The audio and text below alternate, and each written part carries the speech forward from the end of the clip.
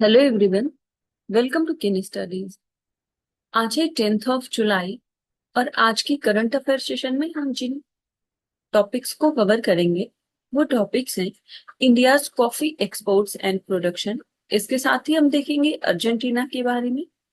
Then हम देखेंगे minimum import price के बारे में कि ये क्या होता है। साथ ही अभी हाल ही में ब्रिक्स समिट का आयोजन किया जा रहा है, तो हम ब्रिक्स के बारे में देखेंगे। गिरमिटियाज, ये जो टर्म है ये न्यूज में काफी रहा है। सॉरी, हम इसके बारे में देखेंगे। साथ ही हम देखेंगे Bukkapatna Chinkara wildlife sanctuary के बारे में। और लास्ट में हम देखेंगे International Year of Asteroid Awareness के बारे में।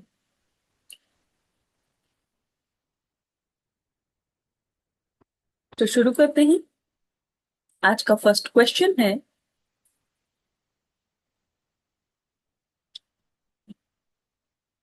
Consider the following statements regarding India's coffee exports and production. So यहाँ पर भारत की जो कॉफी निर्यात और उत्पादन क्षमता है उससे संबंधित कुछ कथन दिए गए हैं जिन पर आपको विचार करना है। फर्स्ट स्टेटमेंट है, India's coffee exports have witnessed a consistent and sharp increase over the last two fiscal years. Second, India is among the top 5 coffee producers globally. And third, the majority of coffee grown in India is of the Arabica variety known for its mild acidity. और यहाँ पर आपसे correct statements पूछे जा रहे हैं, आपको बताना है भारत का जो कॉफी एक्सपोर्ट और कॉफी प्रोडक्शन है उससे संबंधित यहाँ पर कितने ऐसे स्टेटमेंट्स हैं जो कि करेक्ट हैं।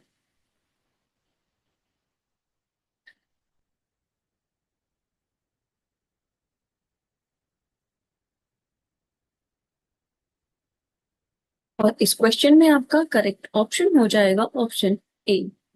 सो यहाँ पर केवल एक ही स्टेटमेंट करेक्ट है और वो है फर्स्ट स्टेटमेंट, जबकि सेकंड और थर्ड स्टेटमेंट इनकरेक्ट है। आप देख सकते हैं।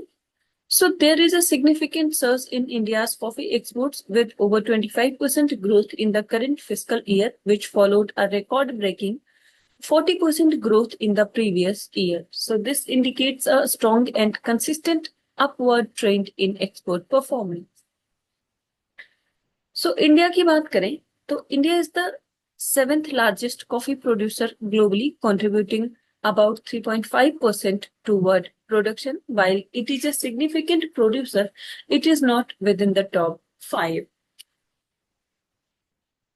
Although India produces high quality Arabica, the majority of its production is Robusta. Historically and currently, Robusta accounts for a larger share of India's total coffee output, while Arabica constitutes the smaller, premium share, and both are grown under shade.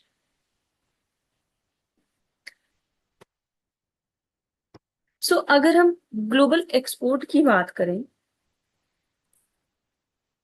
तो last financial year में जो global export रहा है coffee का वो रहा है 1.29 billion dollar का। और टॉप बायर कंट्रीज जो है वो है Italy, Belgium and Russia. So Brazil जो है वो वर्ल्ड का लार्जेस्ट कॉफी प्रोड्यूसर कंट्री है, contributing about 40% of the global production, followed by Vietnam. इसके साथ ही इंडिया में अगर हम बात करें तो कर्नाटका, केरला, तमिलनाडु, इसके साथ ही आंध्र प्रदेश और नॉर्थ ईस्ट के जो स्टेट्स हैं वहां पर कॉफी का प्रोडक्शन होता है। और जो लीडिंग स्टेट है वो है Karnataka, followed by Kerala and Tamil Nadu. इसके साथ ही आप ध्यान रखेंगे गवर्नमेंट ऑफ इंडिया ने स्टैब्लिश किया है coffee board through a constitutional act, Coffee Act 7 of 1942, under the administrative control of the Ministry of Commerce and Industry. So this board comprises 33 members, including the chairman and the secretary and the chief executive officer. ये एक ऐसा organisation है जो कि promote करता है coffee production को भारत में। बढ़ते हैं नेक्स्ट क्वेश्चन की ओर।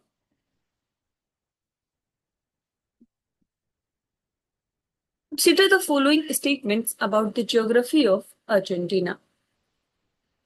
यहाँ पर अर्जेंटीना की ज्योग्राफी से संबंधित कुछ स्टेटमेंट्स दिए गए हैं जिन पर आपको विचार करना है। फर्स्ट स्टेटमेंट है, it is a landlocked country bordered by the Andes mountain to the east. And second, the Parana and Uruguay are two of its major rivers. And third, Mount Aconcagua, located in Argentina, is the highest peak outside of Asia. और यहाँ पर आपसे incorrect statement पूछा जा रहा है। आपको बताना है अर्जेंटीना से संबंधित यहाँ पर कितने ऐसे स्टेटमेंट्स हैं जो कि इनकरेक्ट हैं।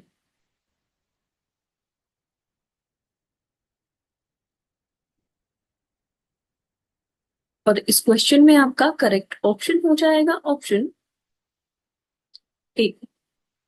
यहाँ पर केवल एक ही स्टेटमेंट इनकरेक्ट है और वो स्टेटमेंट है फर्स्ट, जबकि सेकंड और थर्ड स्टेटमेंट यहाँ पर करेक्ट है। आप देख सकते हैं। Argentina is not landlocked and it has an extensive coastline of about 4,700 kilometers along the Atlantic Ocean to the east. The Andes Mountains form its western border with Chile, not its eastern one. The Parana River and the Uruguay River are two of the most significant rivers in Argentina, forming a major part of the Rio de la Plata basin, which is crucial for the country's agriculture and economy. साथ ही अगर हम mount अकांकागुआ की बात करें तो mount अकांकागुआ is situated in the Andes mountain range within the Argentina, stands at 6,959 meters and it is the highest peak in the western and southern hemisphere and consequently the highest peak in the world outside of Asia. Argentina को Argentina Republic के नाम से भी officially जाना जाता है and it is a country in the southern half of the south America. Argentina is the second largest country in South America after Brazil and the fourth largest country in America and eighth largest country in the world. आप ध्यान रखेंगे Argentina की capital है Buenos Aires. बढ़ते हैं next question की ओर।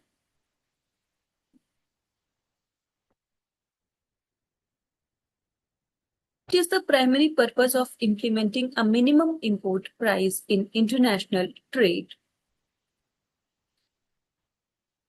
यहाँ पर आपसे पूछा जा रहा है अंतरराष्ट्रीय व्यापार में न्यूनतम आयात मूल्य लागू करने का प्राथमिक उद्देश्य क्या है।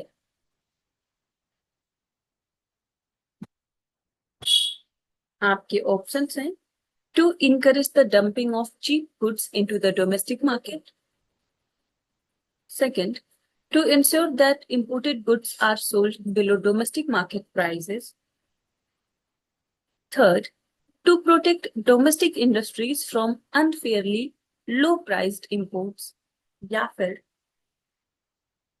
to promote free trade by removing price restrictions on imports. यहाँ पर आपको बताना है कि जो मिनिमम इंपोर्ट प्राइस है उसका प्राइमरी पर्पस क्या है।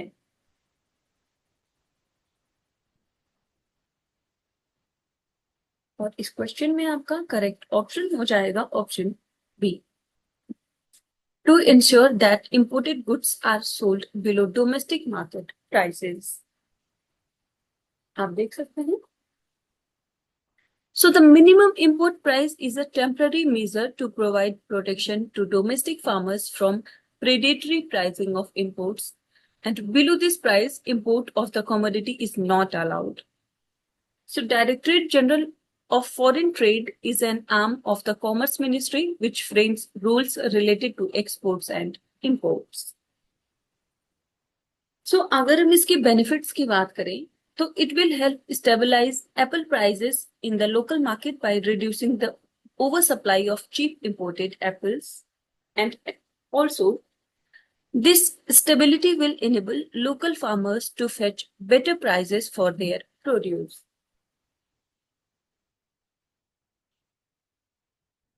बढ़ते हैं नेक्स्ट क्वेश्चन की ओर।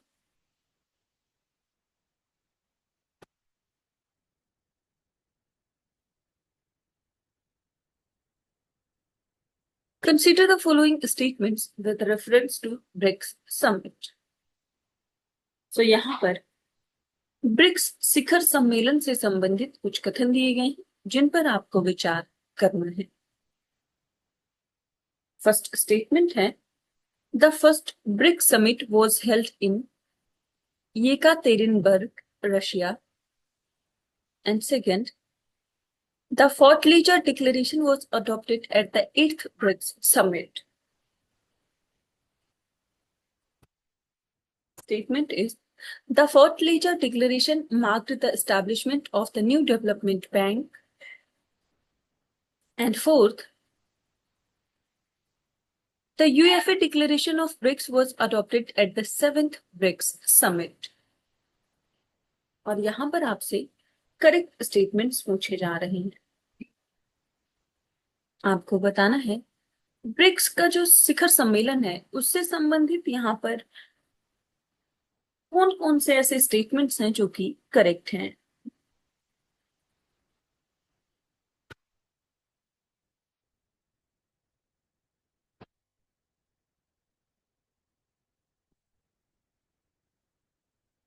इस क्वेश्चन में आपका करेक्ट ऑप्शन हो जाएगा ऑप्शन डी। सो यहाँ पर फर्स्ट, थर्ड और फोर्थ स्टेटमेंट आपका करेक्ट है जबकि सेकंड स्टेटमेंट इनकरेक्ट है। आप देख सकते हैं। So the grouping was first informally formed during a meeting of the leaders of BRIC जिनमें शामिल था ब्राजील, रशिया, इंडिया और China countries on the sidelines of the G8 Outreach Summit in St. Petersburg, Russia in 2006. So later that year, it was formalized during the first BRIC foreign ministers meeting in New York. So the first BRIC summit was held in Yekaterinburg, Russia, and the Fort Lager Declaration was adopted at the 6th BRIC summit, and it marked the establishment of the new development bank. The UFA Declaration of BRICS was adopted at the 7th BRICS summit held in UFA, Russia, and it covers a range of topics including global governance, international security, and economic cooperation. So BRICS जो है ये एक inter governmental organisation है जिसमें 10 countries इसकी members हैं और ये कंट्रीज हैं Brazil, Russia, India, China, south Africa, Egypt, Ethiopia, Indonesia, Iran and UAE.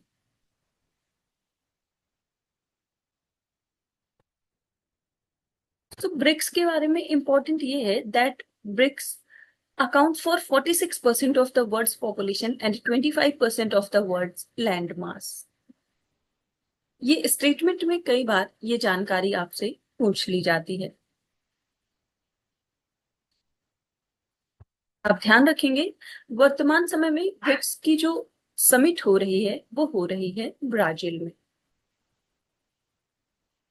बढ़ते हैं नेक्स्ट क्वेश्चन की ओर।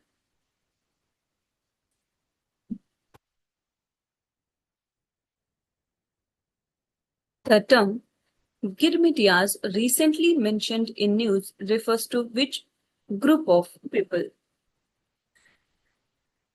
So यहाँ पर आपसे पूछा जा रहा है हाल ही में समाचारों में उल्लिखित जो शब्द है गिरमिटिया ये किस समूह के लोगों को संदर्भित करता है।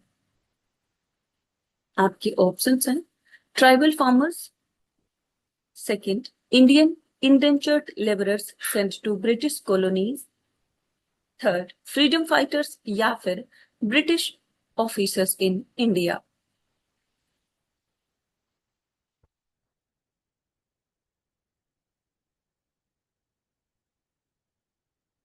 और इस क्वेश्चन में आपका करेक्ट ऑप्शन हो जाएगा ऑप्शन बी। सो ये टर्म यूज किया जाता है इंडियन इनडेंचर्ड लेबरर्स के लिए जो कि भेजे गए थे ब्रिटिश कॉलोनीज में। आप देख सकते हो।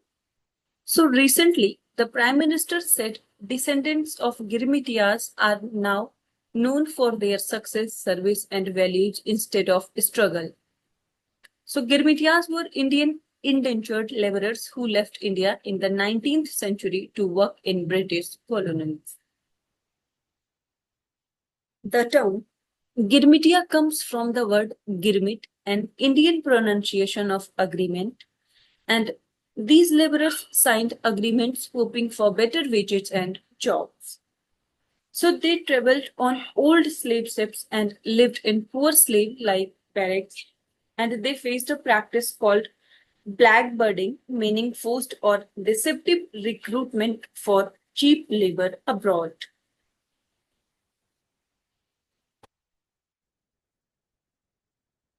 बढ़ते हैं नेक्स्ट क्वेश्चन की ओर।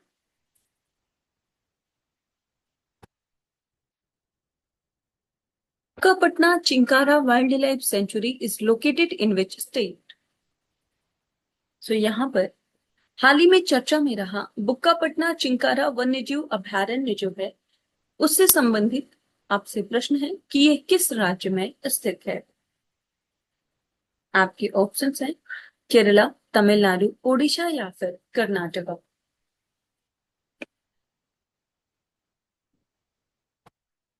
और इस क्वेश्चन में आपका करेक्ट ऑप्शन हो जाएगा ऑप्शन डी। सो ये स्थित है कर्नाटका में। आप देख सकते हैं recently 300 acres of enclosed forest land were cleared in Bukkapatna Chinkara Wildlife Sanctuary, and it is located in Tumkuru district of Karnataka, and this area was declared a sanctuary in 2019 to protect the Indian gazelle, also called Chinkara. So it is the second Chinkara sanctuary in Karnataka after Yadali in Bagalkot district declared in 2016. So the sanctuary has wood savannas with plenty of grasses and scattered native trees. So it supports rich wildlife and helps conserve the Chinkara population. बढ़ते हैं next question की ओर।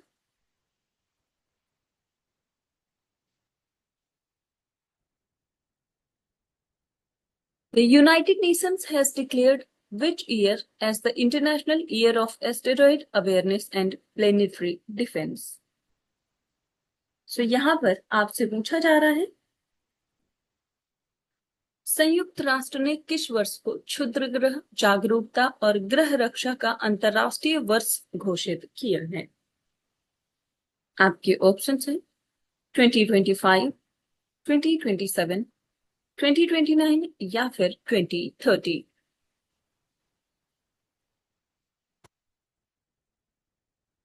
इस question में आपका correct option हो जाएगा option C. सो United Nations ने ये डिक्लेयर किया है 2029 को। आप देख सकते हैं every year on 30th of June, World Asteroid Day is celebrated across the world. And the purpose of celebrating World Asteroid Day is to raise public awareness of threat of asteroid impact and to inform the public about the crisis communication actions to be taken on a global scale. So it is held to commemorate the anniversary of Siberian Tunguska event that occurred on 30th of June 1908, the most damaging known asteroid-related event on Earth in recent history.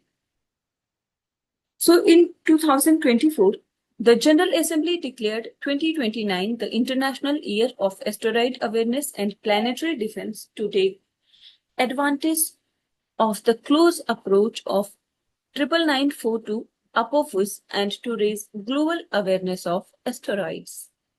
तो आप ध्यान रखेंगे world asteroid day हम celebrate करते हैं 30th of June को। और United Nations ने international Year of asteroid awareness and planetary defence ये घोषित किया है 2029 को।